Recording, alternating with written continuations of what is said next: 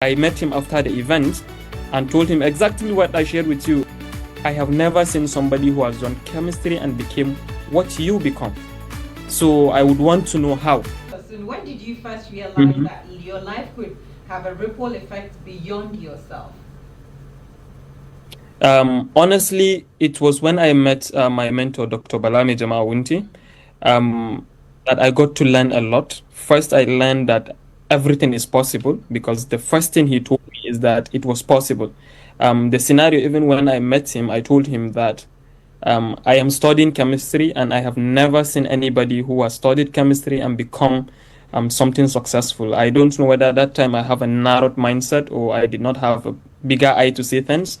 But that was me being realistic at the point. He was the only person that I saw who is doing well after studying chemistry.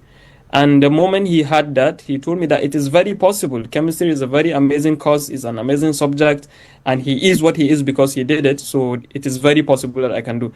So from there, I began to see possibility, and I began to delete every doubt that I had in my mind and understood that definitely there is going to be impact. And even prior to that, I've always believed that service could create ripple effects, and the kind of person that you are could definitely translate to what your society becomes. So I have known from the beginning that whatever I do would have a certain amount of effect to the nearby community, to the society, or to even the cycle that I am together with. There are a lot of difficult moments, to be honest. A very key story that I always remember is how I was able to do my work.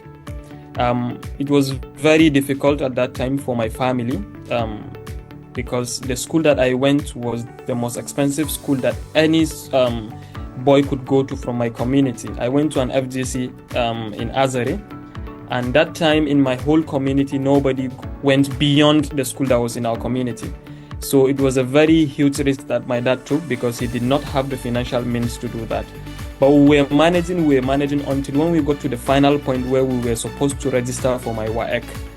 It was very expensive at that time. I think it amounted to about 50,000 naira or so. But God so kind, I had an uncle who came to intervene, and from that stage, his intervention made it possible for me to finish that.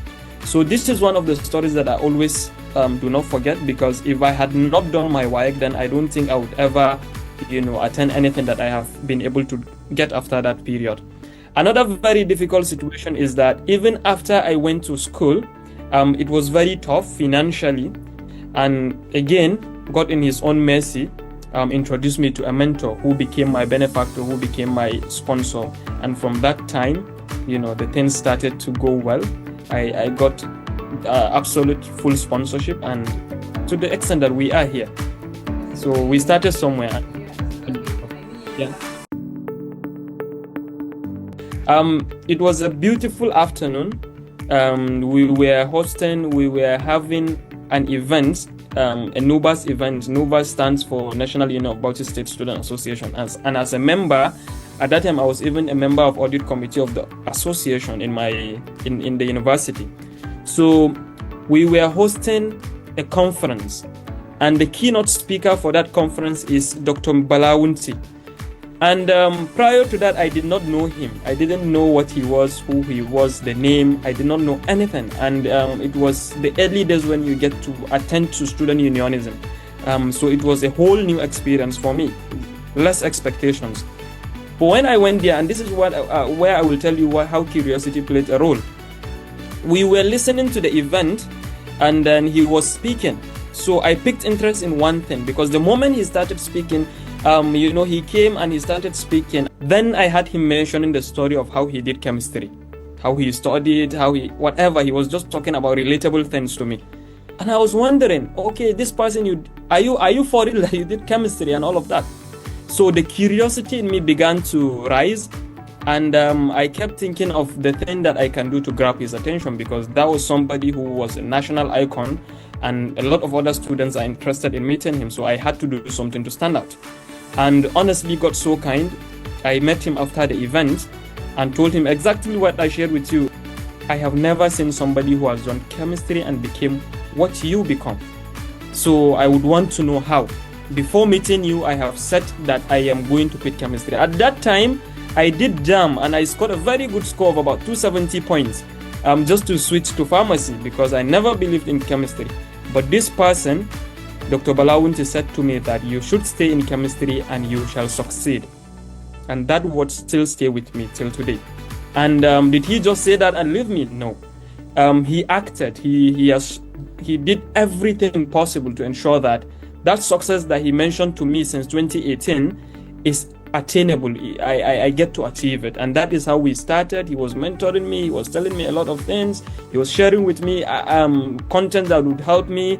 He was financially helping me. He did my sponsorships, full absolute sponsorship, without me asking, without me knowing that that is what success could mean or that is the road to success.